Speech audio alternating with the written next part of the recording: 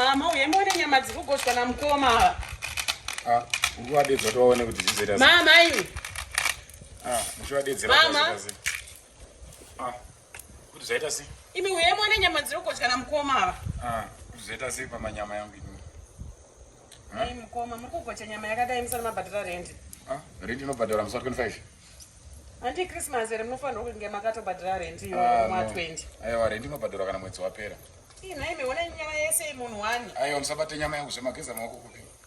Ina imi mukoma munokare imi. Aiwa, nyama yangu ndiye yangu ichi Christmas ino. Rendi ndichakubhadhara kana mwedzi wapera. Ndinoudza izvo zvaibhadharirwe ndi musi 25. Ndinofanira kufara nchika mari yangu. Apa imari yangu yandiri kudya iyi haisina ine kubhadhara rendi. Chabhadhara mwedzi wapera. Ndinoudza izvo.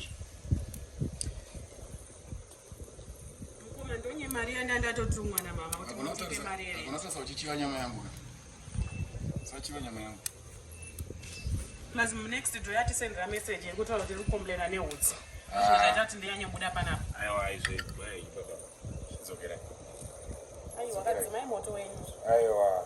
Dzimai moto wenyu amuma mukupikitiza moto next do urikomplaina nezve. Aiwa. Ndinoisa mama pafono achiti kufungaidza kuti wakanyanya. Vane hembe paline. Satokwana. Atidaro. Muda kutonhoka nyama yangu. Chibva ipano.